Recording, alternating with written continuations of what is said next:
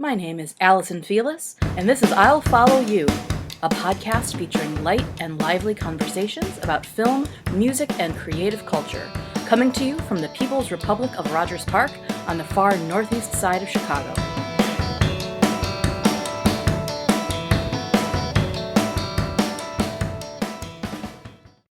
I'm delighted today to be in conversation with my very good friend and former colleague, Yuval Taylor.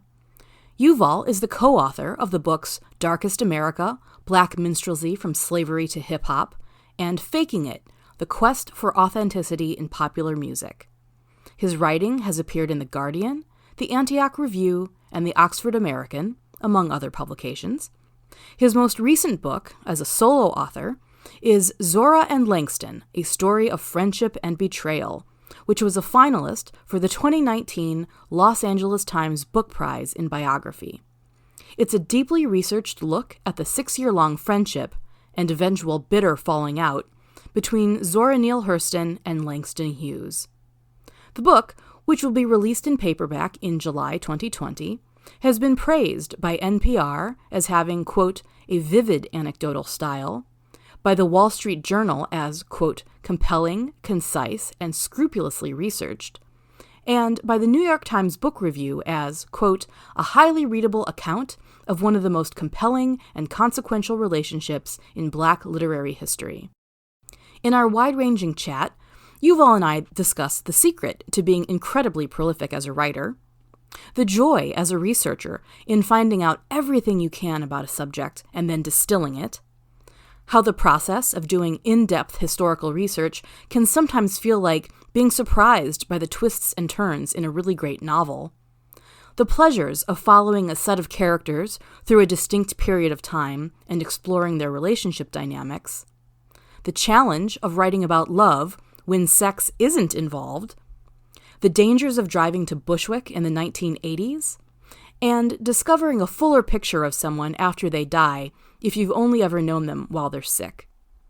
For full show notes, including links to Yuval's books and blogs, be sure to check out my website, queenofpeaches.com. And now, my conversation with Yuval Taylor.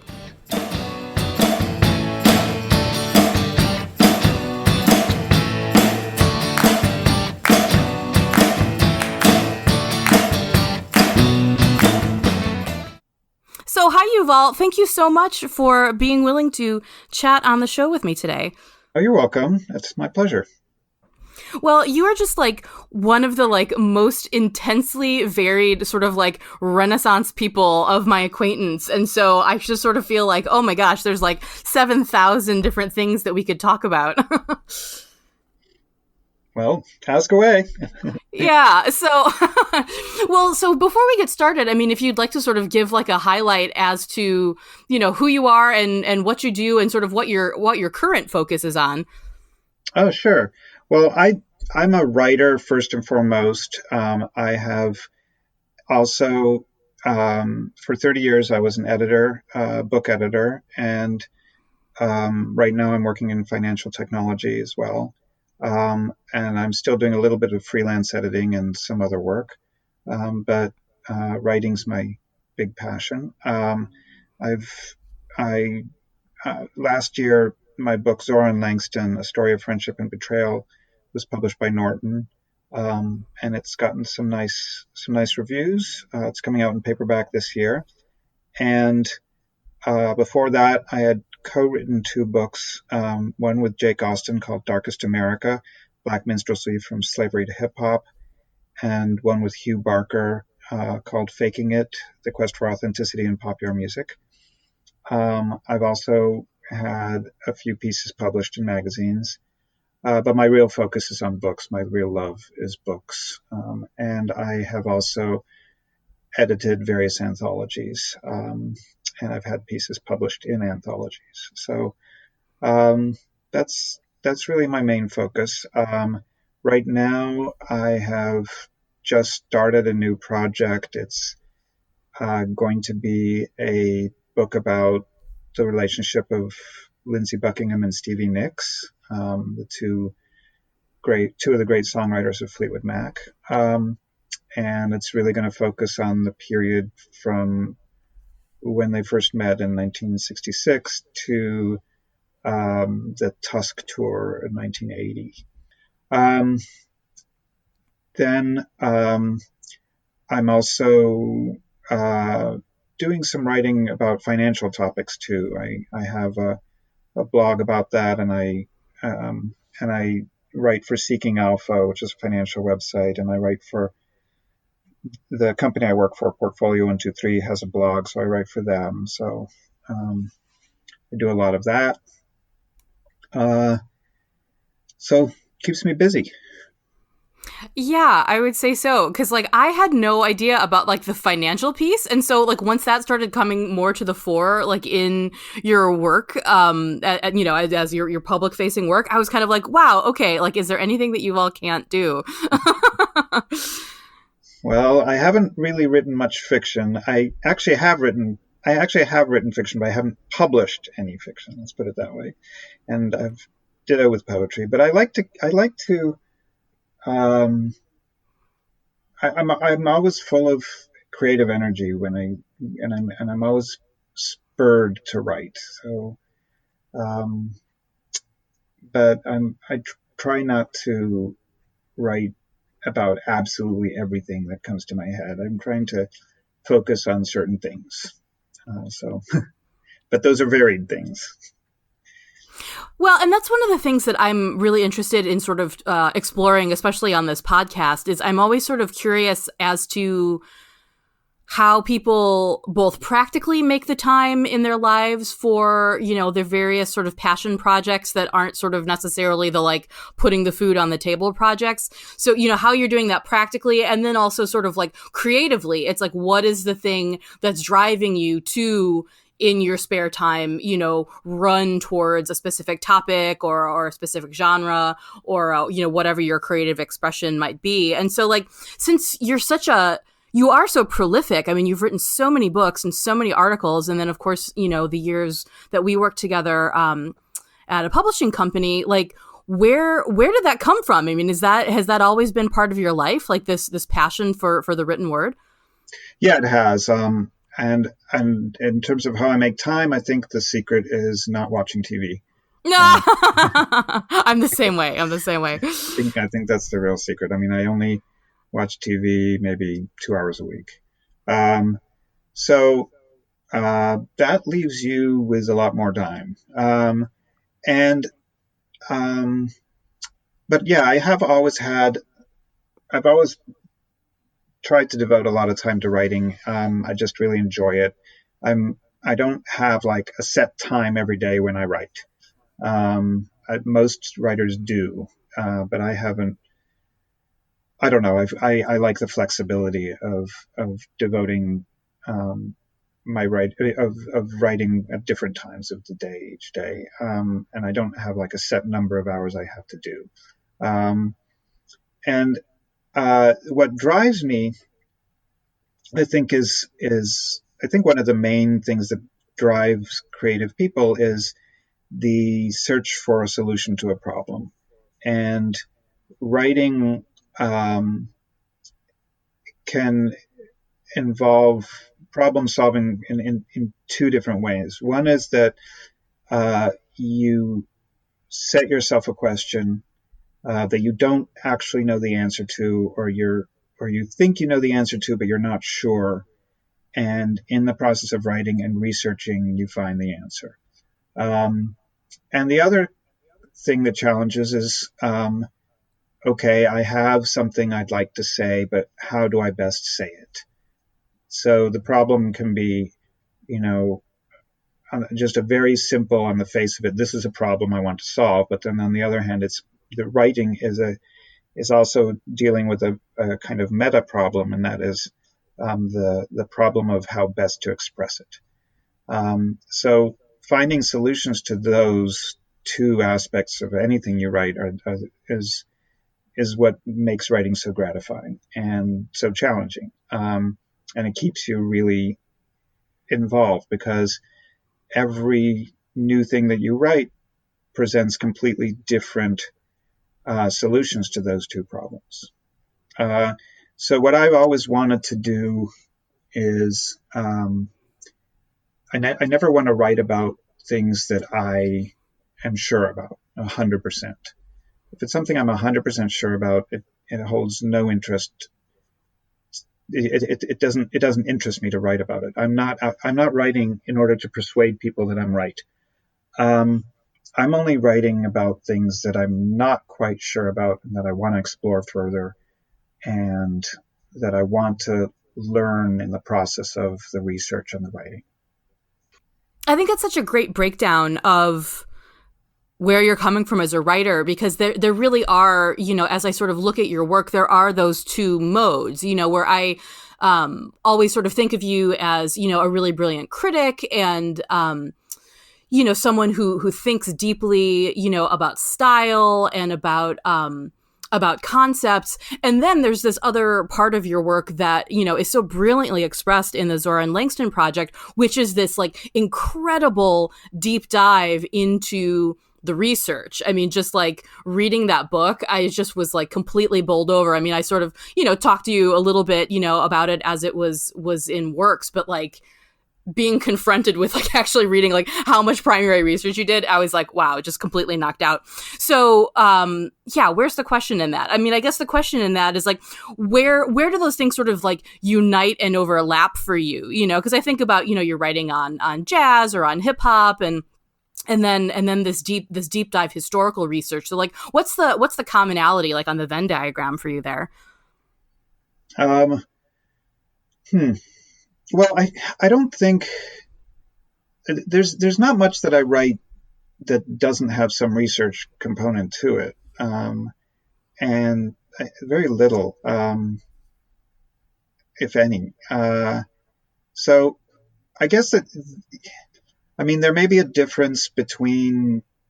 I mean, my primary goal in Zora and Langston and in the book I'm writing now is to tell a story, is to flesh out a narrative. And whereas my primary goal in Faking It or Darkest America was more to discuss ideas. So there's been a switch there, um, but both of them really involve a lot of research. But telling the story of Zora and Langston, I think was more research, was certainly more research heavy than my previous two books. But on the other hand, when I annotated the slave narratives back in 1999, that was also super research heavy. I really enjoy that. I really enjoy um, trying to find out everything I can about a subject and distill it. Uh, and it takes you down some blind alleys sometimes, but it also can be. It also it gives you the same kind of surprises that you get when you're reading a good book and you don't really know what's coming next. Um, it's just the research just can be absolutely full of surprises. Um, I remember when I was researching the Zora and Langston book, uh, I came across some handwritten notes that Robert Hemingway, who was the first of Zora's biographers, had taken from interviews with Louise Thompson, who was a typist who worked with Zora and Langston on their play Mulebone. And Louise had asked Hemingway not to record the conversation, so Hemingway just did handwritten notes. And some of the best stories that I told in my book are just from those handwritten notes. And it was clear why Louise didn't want to go on the record with this stuff. It was explosive. Um, and I mean, for example, she related that one night she was sleeping in the same bed as Zora because Zora lived in a rooming house in Westfield, New Jersey, and neither she nor Langston had a guest bed. They both lived in tiny little rooms. So Louise was in bed with Zora, and Zora asked her, "Have you ever thought about homosexuality?" And Louise said that she couldn't sleep all night after that. And that's a detail that you're not going to find in any other book or any other written material. And that's just from those handwritten notes that Robert Hemingway took from in the conversation. So the research is so gratifying because you get so many rich surprises, and sometimes it can be a drag. I mean, reading the hundreds of letters that Charlotte Mason wrote in her almost illegible handwriting to Langston Hughes that are so they're so florid and crazy and fawning. That was painful. It was painful to read those. Um, but but I was able to, to get through it, I basically told myself, okay, I'm going to look for the gems that are hidden in all this dross. There are some here. There are a few phrases here and there that I'm going to be able to use that are going to make my book richer. And that was my aim when I was reading through all those letters, and I found them. So, yeah. So yeah, I'd love to just hear more about the research process, because I know that, you were working on this for like a long time, and you went to the South and recreated the road trip that Zora and Langston had taken together. And I just loved to hear you speak more about just this incredible deep dive that you took into this material. Yeah, I was working on the project for 5 or 6 years, which is about the same time as the relationship lasted. And I took um, a number of trips. I went to the University of Kansas in Lawrence, and I'd never been to Lawrence, and that was great. It's such a beautiful, beautiful town, and that's where Langston grew up. And so I was able to explore that neighborhood as well as spend a day at the library looking through all of Robert Hemingway's papers. And then I spent a week at Yale in the Beinecke, looking through the James Weldon Johnson collection, which has a lot of that has all the Charlotte Mason letters to Langston Hughes and also a lot of other fascinating material. Um, and then I decided I wanted to retrace the road trip that Zora and Langston took in 1927. They met in Mobile just by chance, and then drove back to New York. But they spent a few weeks exploring the South together first. And at the Beinecke, I read Langston's diaries of that trip, and he kept not only a detailed day-by-day diary, but he also kept detailed accounts of his expenses, which he needed to show to Charlotte Mason, godmother, who was his his patron at the time. Um, and so those expenses were enabled me to find locations which weren't in the diary. He was a little vaguer about the locations in the diary than he was in the expenses, and also gave me really concrete dates for everything.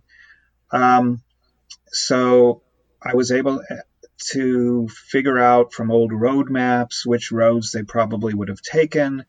Um, and it was interesting when to try to figure out why would they have taken this route and not that route? Why would they have driven, for example, why would they have gone, if they're going from Charleston to Richmond, it doesn't really make sense to go to Columbia.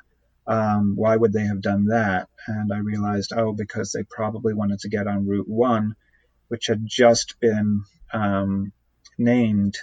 I mean, it was in existence, but it wasn't Route 1 until I think 1926.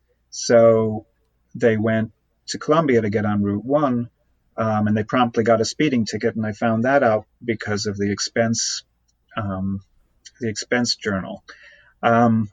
So putting it all together and then actually going on the trip was just great. I went with my family, and we spent a lot of time trying to find where this one old plantation was which they visited, and it doesn't seem to exist anymore, but we did find some really interesting things in the search.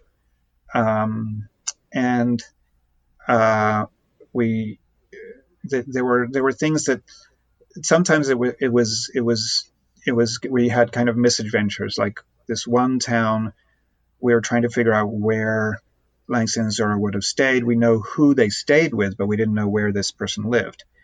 And we talked to the mayor and we talked to the town historian, and they both gave us completely wrong information.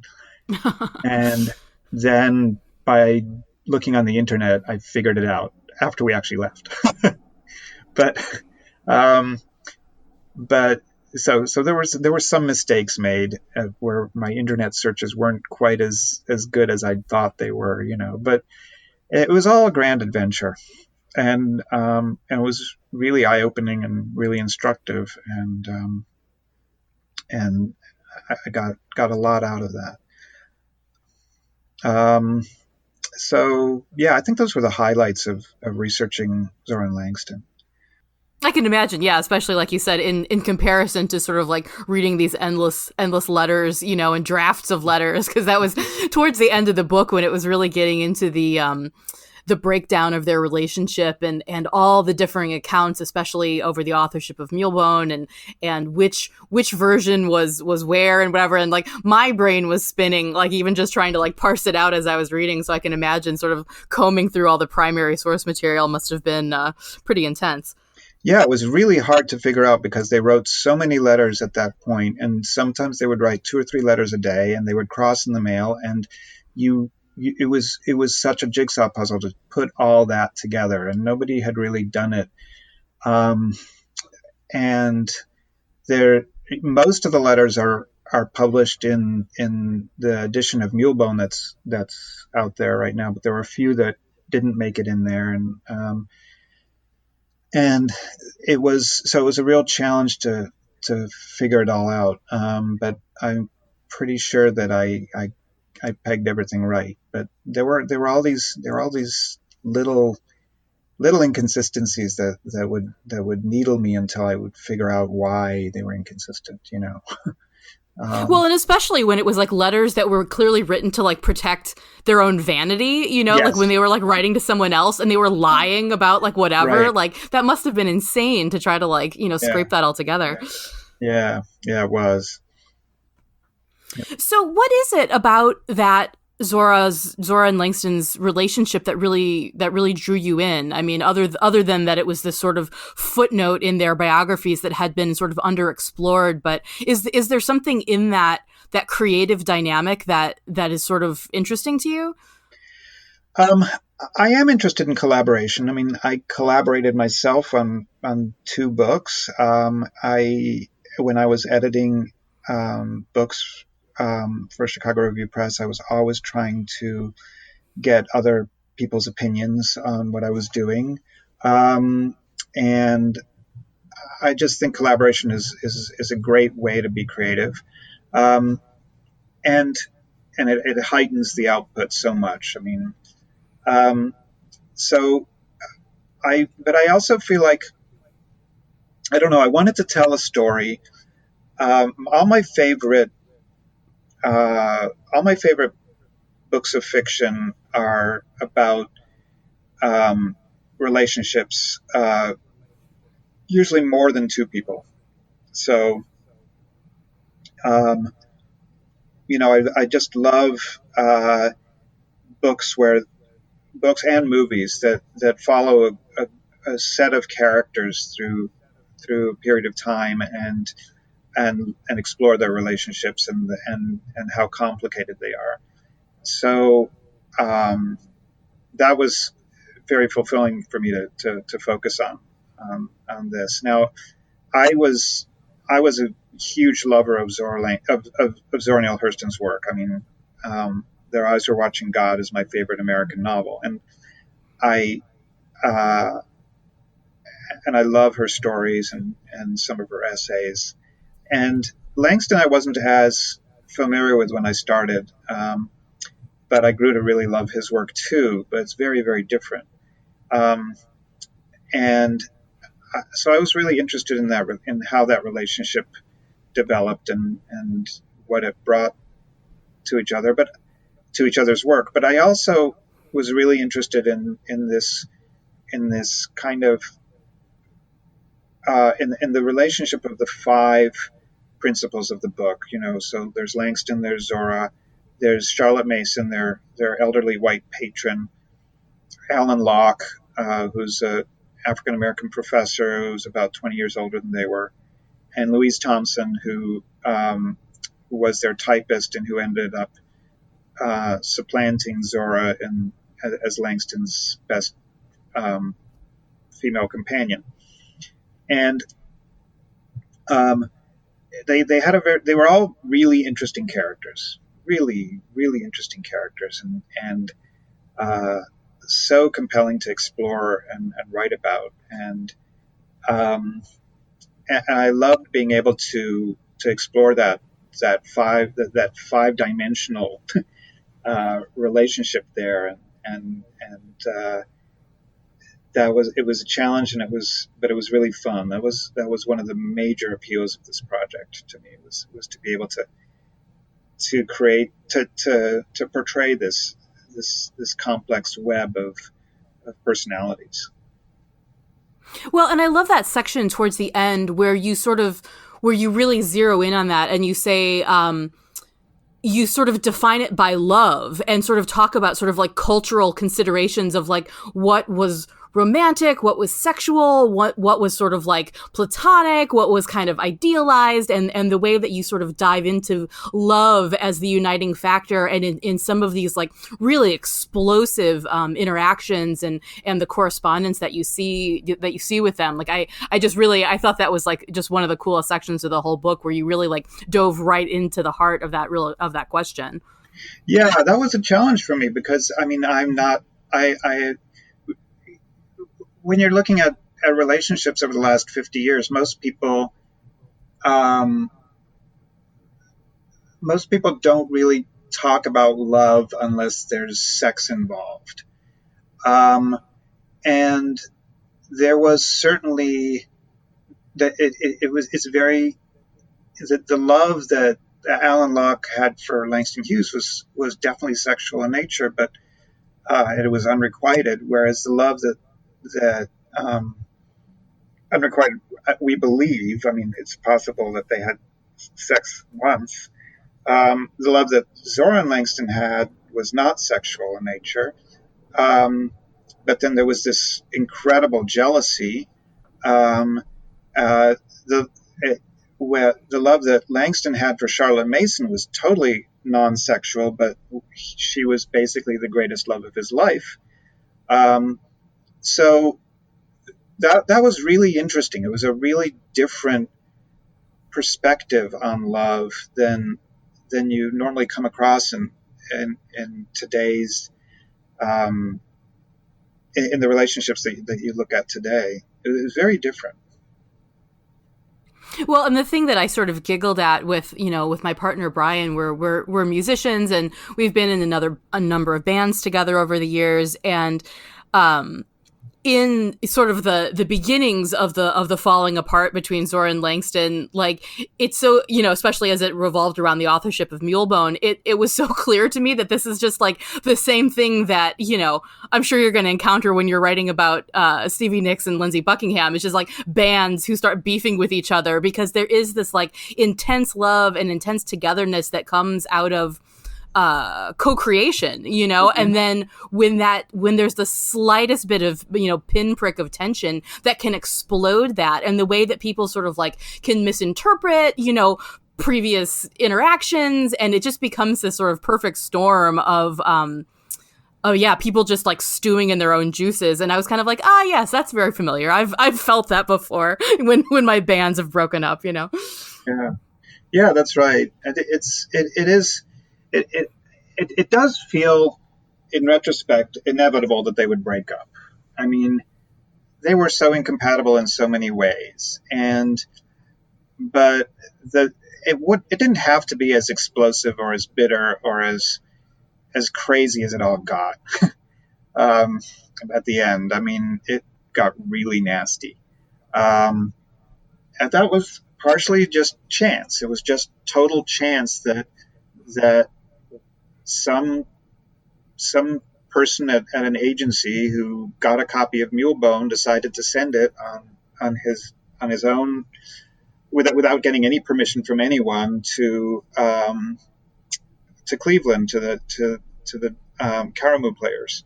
That's that was just a total chance, and it was if that hadn't happened, Langston would likely have never found out that Zora had rewritten the play they'd written together and left his name out.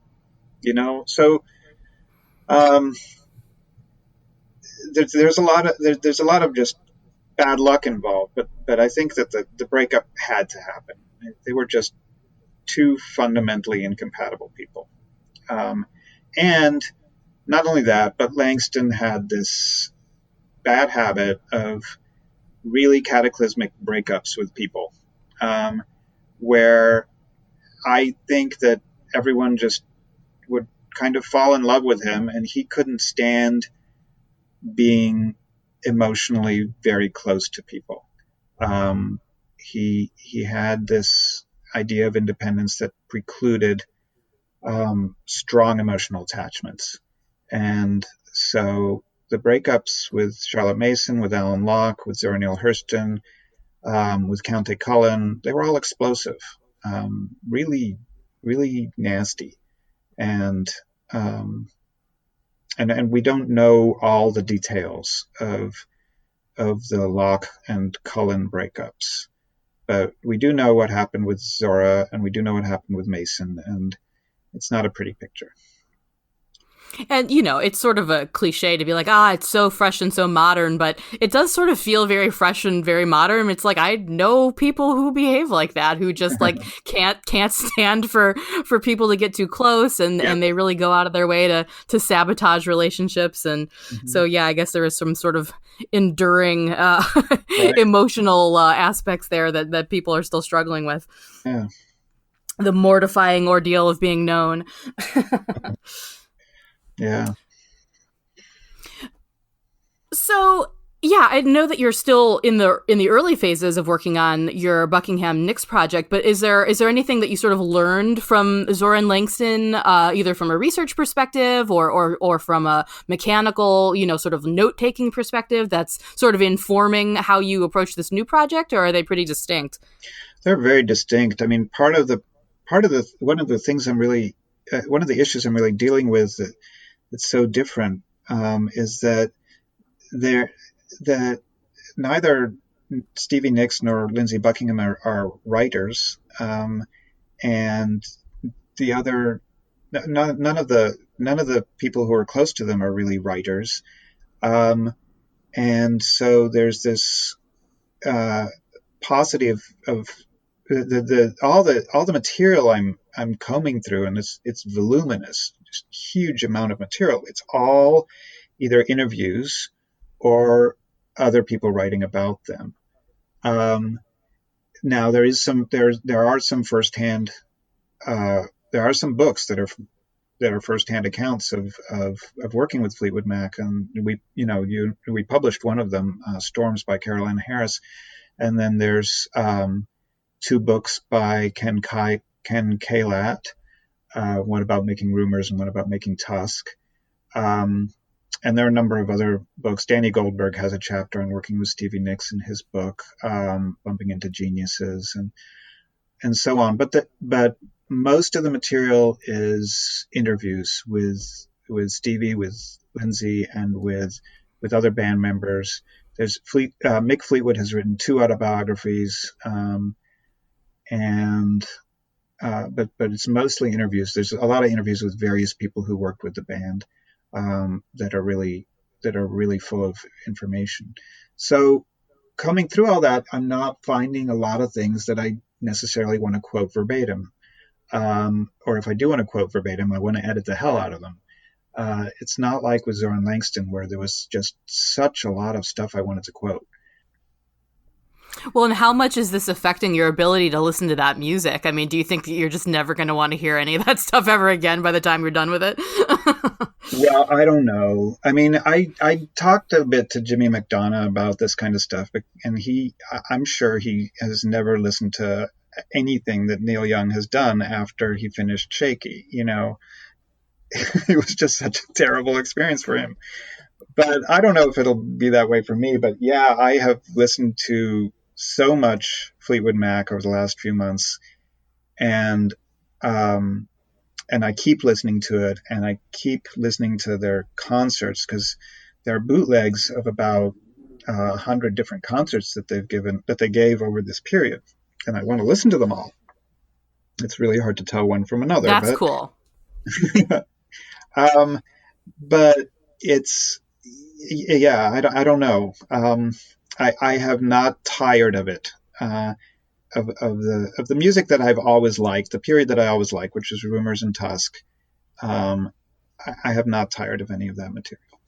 I find continued new depths in it, and the real revelation has been listening to a lot of the demos and outtakes, and a lot of the songs that never were released that Stevie wrote. Um, they're just so good.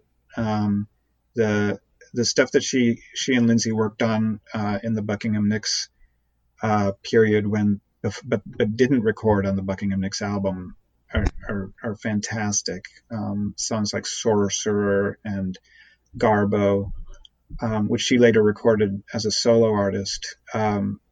Those are really amazing. And then there are some songs that she recorded during that period, but not with Fleetwood Mac, like "Smile at You," which is an incredibly angry song that has some resemblance to Patti Smith's work at the same time. Um, and there's a demo of Gypsy, so just solo that's stunning. Um, so there's a lot of great material that I'm finding in my research that I hadn't encountered before. That's really enriching my listening experience. So broadening that out a little bit, I'm like, where does, I mean, because that's, again, that's like one of the hallmarks of like when I think of your work is just the music analysis and the love of music and like just the breadth with which you listen to music. And where does that come from? I mean, because like, you know, for me, I grew up playing music. My dad was a musician, and it was sort of like a very natural thing where once I wasn't playing as much, especially when I moved to Chicago right after my undergraduate years, that I was going to a lot of shows, and so it was natural for me to sort of like in the early days of blogging, like, you know, be writing about music. But so what's your origin story as far as your real voracious love of music? Well, I grew up playing piano. I had piano lessons from the age of 7 until I was 18. And I always really enjoyed that. And I grew up in Bloomington, Indiana, which is such a great place for classical music. And so I went to classical concerts all the time when I was a kid. Um, and then uh, in high school, I was introduced to punk rock, and um, that made a big impression on me. And just the whole idea of authenticity in music was really impressed me a great deal. And then when I started working in publishing, I worked for Da Capo Press in New York, and I hadn't really been very into jazz until I started working there, and I was reprinting all these great books about jazz, and I started listening to it, and really, I just really loved what I heard, and I went to tons and tons of concerts. When I was also when I was in college, I went to lots and lots of concerts because I went to Princeton, so we would always go to New Brunswick or to New York City. We went to Maxwell's a lot in Hoboken, and um, and we heard lots and lots of bands. I must have seen REM about 20 times. I saw the Feelies about 20 times, um, and um, so there was, so there are a lot of concerts I went to that were pretty unforgettable. I think one of the ones I'll never forget is Mission of Burma. Um, and then there's this. I guess at the same time I was looking at rock history. I decided at Da Capo, we shouldn't just be republishing jazz books. We should be publishing rock books. And so um, I'd I'd really been the introduction to punk rock got me really interested in other forms of authenticity in music, like the blues and soul music and country music. And I explored all of that when I was in my late teens and early 20s. And when I was at college, I was on the radio. I had a radio show that ended up being two or three radio shows, and I did a country music show. It was the very first country music show on WPRB in Princeton, and a um, and a soul show, I think, if I remember right, either a soul or a blues show. I don't know. I just got into all this stuff, and part of it was being influenced by some friends of mine. Jimmy was a friend back then. I mean, I met Jimmy um, when I was 18. We were both from Indiana, and we were both living in the New York City area. Um, and he influenced me a lot. Um, and the way I met Jimmy was through one of my very best friends from high school named Yara, and she influenced me a lot in terms of her music. Her boyfriend was the lead singer of the Gizmos in Bloomington, um, and he had great taste. Uh, so, listened to Graham Parsons, listened to the Beach Boys, just everything. It all came flooding in. Um, so for so many years, music was my biggest passion, by far, more than writing, more than anything. It was music, and I was a record collector and a record maven. I would go to record stores, I would go to concerts, the whole thing. So big part of my life. And because you play a little bit, yeah. I mean, you said you took lessons when you were young, and so did that play into that? Was it like almost like an envy, like listening to other people making sounds that you wished you could be making, or was it more of an appreciation, or where does that deep attachment come from? Well, I don't think it was envy or that I wanted to be a rock musician or anything. I did really enjoy playing piano, and then I was in a band in high school. No, not in high school. After high school, when I went back home for the summers, I was in a band with a few friends, but it really didn't come to much. Um, then later on, when I was living in New York, I or maybe it was earlier. Actually, it was actually when I was in grad school. I guess I picked up the guitar and I started writing songs myself, and I recorded them on cassette tapes and sent them to my friends. But that ended after a few years. I felt like I'd gotten that out of my system after a while. So um, I don't know. When I was in New York, I was I started to volunteer um, with GMHC, um, which was an organization to help people with AIDS, um, and so I had these buddies uh, whom I visited as they were dying, and um, I started writing some songs that were vaguely about that experience of getting close to people who were dying, and I one of my and my so the last cassette tape I made was focused on was a collection of a dozen songs that were kind of around that, um, and that I felt was my best work, and I would never be able to top it, so I just stopped. Well, is there any chance of like a small release? Are you going to put those up on Bandcamp so that the world can hear your I genius? put them up on SoundCloud, and Oh, you did. yeah, it was a long time ago, maybe 3 years ago. I don't know, but then I realized that one of the songs I cut off like a minute before it was supposed to. I somehow I misrecorded it from the cassette tape. I don't know, but the others are fine. So yeah, it's up on SoundCloud. So yeah.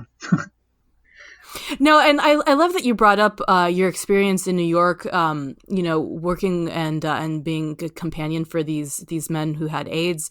Because I sort of feel like there's such a, I don't know if it's just my sort of if I'm keyed into it in a different way now, or if there really is sort of like in the collective memory, sort of like a resurgence of people talking about that era, and especially, the living memory of folks who survived and remember, watching all of their friends sort of dying around them, and the tragedy of the government response that sort of is slightly, ever so slightly, resonating with the coronavirus situation that we're all in right now. And yeah, I would just love to hear more about your experience with those communities, just because I feel like that's such a generation, that's such a those memories are going to be lost. I feel like there's obviously like plenty of people who've written about it and stuff, but I just feel like I'm just really hungry for stories of that time and the resilience and the tragedy of it all.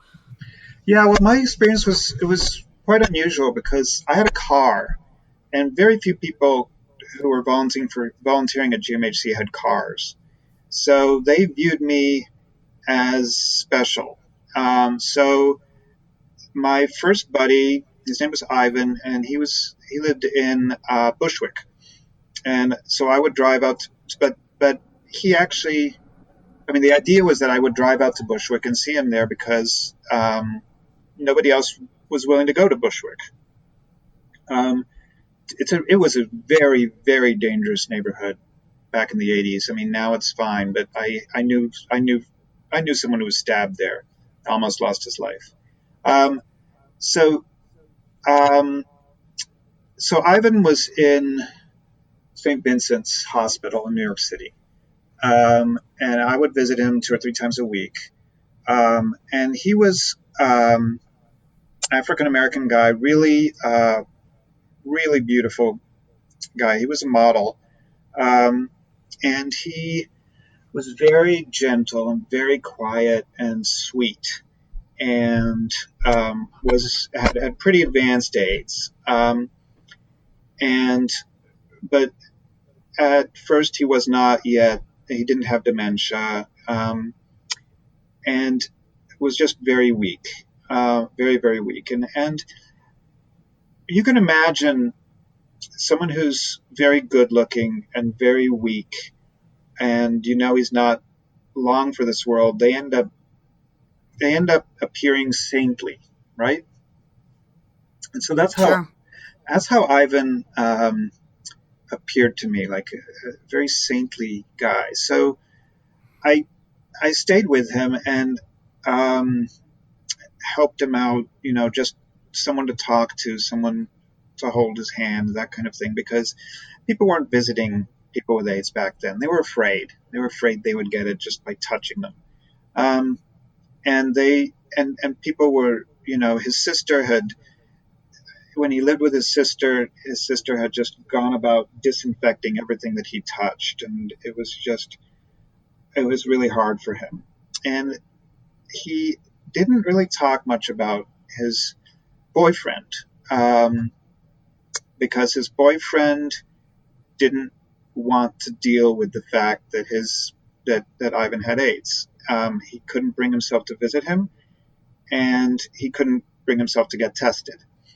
Um, so after Ivan passed, his boyfriend got in touch with me and he said, "I'm going to have a party for Ivan's birthday, and I want you to come, and I want you to talk about Ivan, and everyone's going to be there. His family's going to be there." This was after the funeral. Um, and so I went to this party. So Sterling, who was Ivan's boyfriend, lived in Prospect Heights in this nice apartment, and he was a fireman. So I don't know what it's like now, but back then firemen were very well paid by the city. And so he had a really nice place, and I was the only white guy there, but there were lots of people, and he made crabs, um, and it was just this really nice party, and they put on uh, a cassette tape that Ivan had made of dance music, of his favorite dance music. And I just all of a sudden saw this whole other side of this guy that I'd never seen before. He was a party guy. He had this super handsome I mean, unbelievably handsome and wealthy boyfriend. I met his family who were really outgoing and friendly, and it was a completely different image than I'd ever had of the guy. So that was really a really interesting experience for me, going to spending all this time with someone at the very end of their life and not really knowing what the rest of their life was, and then after they die, all of a sudden seeing what it was and interacting with all these people who had been so close to Ivan for so long. And then the next buddy that I had was named Lionel. He was from Trinidad, and he was a preacher in a Yoruba Baptist church, a former preacher because he had been outed as a homosexual and lost his position. And so he introduced me to the Yoruba Baptist religion, which is really fascinating. And he took me to these feasts that they would have out on Long Island, on the beach, where all these Trinidadians would be getting together, and they would get possessed by these Orishas, and they would speak in Legba, this Nigerian tongue. They didn't know what they were saying. Um, they didn't know what the words meant, but they would do all these really elaborate incantations, summoning up all these Igbo gods, and then when they would get possessed, they would dance and fight with machetes and sticks, and they had all these elaborate rituals, and then they had other rituals that involved all night um, ceremonies in Brooklyn in people's apartments where, again, people would get possessed and they would dance. I remember people would be dancing on all fours. They would pour libations in corners of the room. The place would be filled with candles and drums, a lot of drumming. It was just a wild experience. Totally unlike anything I'd ever experienced or ever expected to experience, and to be a part of that was amazing. But Lionel was very, very difficult because he was very strict uh, and had a very low opinion of his fellow human beings, um, and uh, he had these weird relationships. He was uh, he had a he had two boyfriends. One was a drug addict who would steal everything of value that was in Lionel's apartment, and the other was a cook who lived in Washington D.C. and would travel up to Brooklyn to spend time with Lionel, and um, and uh, but I can't. There was some problem there too. That was really. It was something weird. But I mean, and these boyfriends, and I can't remember if they knew. But I don't think these boyfriends knew about each other. It was all very complicated and strange. And then Lionel lived in East New York, which was at the time the most dangerous neighborhood in the entire five boroughs. And so that was always scary going to see him. But I would go anyway. And he would make me um, curry, this Trinidadian curried chicken, and all these really spicy foods. Um, and so that was, and I was with him for, I think, 14 or 15 months, seeing him every week. And then when he got sick, when he finally really got sick, he went to a hospital um, in the center of Brooklyn. I can't remember what it's called. Um, well, first of all, he went to Kings County, and then he went to a different one. Kings County was what I always thought. I mean, when what Kings County was like. It reminded me of my vision of a third world hospital. I mean, it was like 16 beds to a room, bunk beds, and very, very minimally staffed and filthy. But then the hospital he ended up in was worse. Um, and I remember going to see him, and he had advanced dementia at that point, and he had smeared his poop all over the walls in the bed, and nobody had cleaned anything up. Um, so it was very distressing. I mean, it was just the worst kind of healthcare, American healthcare that you can think of. Um, so, and I don't really remember about, I don't remember now his funeral or what happened after he died. And then I had one other client after that, um, who was a very different change of pace. He was a Jewish guy who lived in Park Slope. Um, but he only lasted about 5 or 6 weeks after I got to know him. And then I just basically said, I need to take a break. This is a little much. So that was my experience with AIDS in New York City. No, thank you for, just giving a little glimpse into that world, because I can't, imagine just how, urgent and strange it all must have felt at the time. And what do you, like, how do you look back on it? I mean, do you look back on it and see something unifying about all those experiences, or do you sort of look back on it as in sort of disbelief as that you were privy to these experiences, or how do you look back on that now?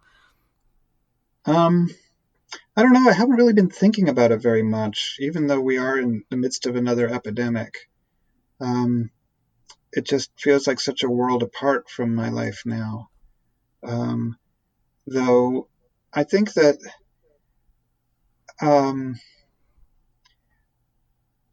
don't know. For me, it was another one of the many avenues I've taken over my life into the African American world.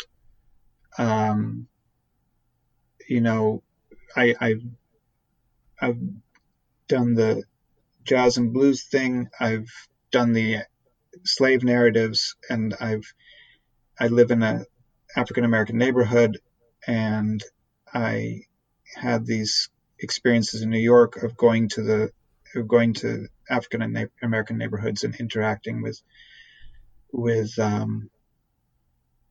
and becoming really close to African Americans. So I guess that's one way to think about it. But the whole AIDS experience, I mean, when you volunteer for GMHC, you're not just visiting clients. You also go to a meeting every week with other volunteers, and you have a training. There was a 4-week training program first before we even started, and so I spent a lot of time at these meetings with other volunteers, and hearing about their experiences and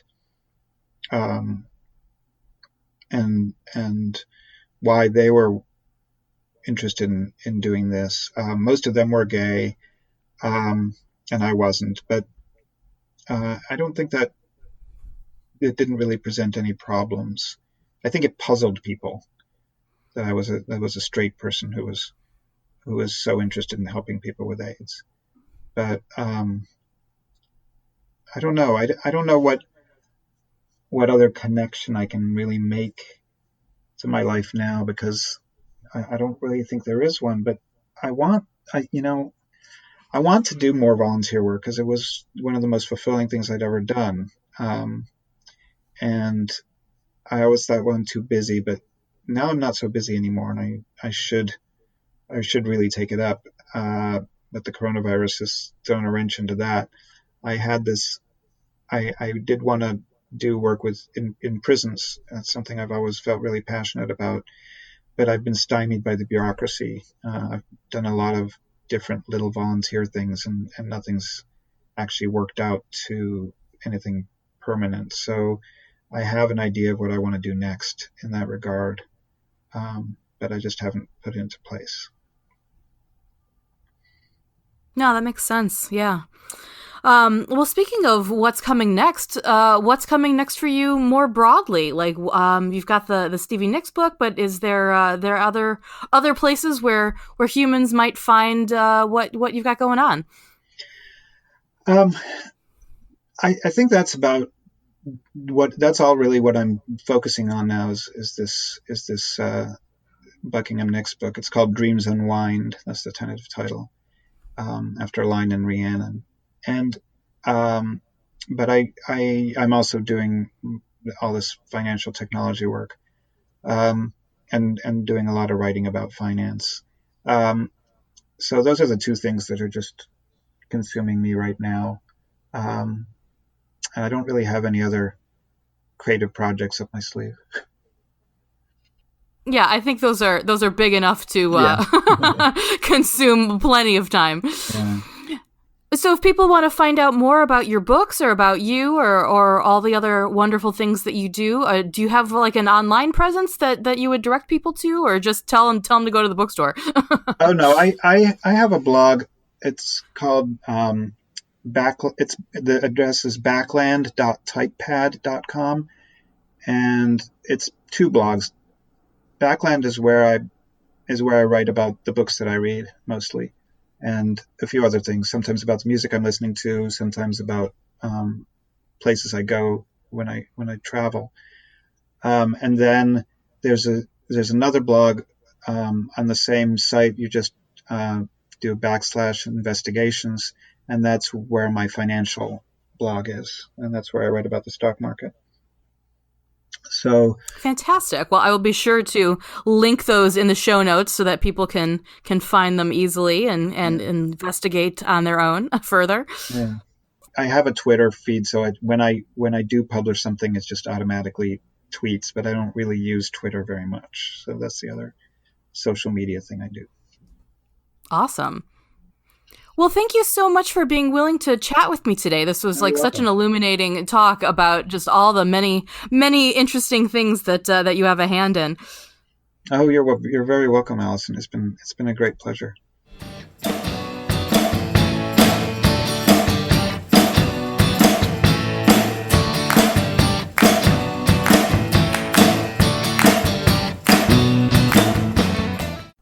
So, full disclosure, Yuval and I worked together for, I think, something like 16 or 17 years, and he's just one of the best people to talk about art with. He's seemingly heard and read everything, and maintains an incredibly voracious appetite for cutting-edge music. He was also the direct inspiration for my annual year-end mix project. Way back in probably 2003, he passed around mix CDs to people in our office that had a whole bunch of his favorite songs he'd been listening to in that past year. And I was like, oh, that's a really great idea. And thus a tradition was born. So my gratitude to him for that and for so many other things that I learned from him over the years is really quite immense. So be sure to check out Yuval's book, Zora and Langston. The hardcover is out now, and the paperback is scheduled to be released in July 2020. And be on the lookout for his next project about Lindsey Buckingham and Stevie Nicks, which I'm sure will contain a lot of revelatory new research on their long-term musical relationship. And in the meantime, you can find more of Yuval's writing online at backland.typepad.com. And as always, full show notes can be found on my blog, queenofpeaches.com. Thank you so much for listening. Bye for now.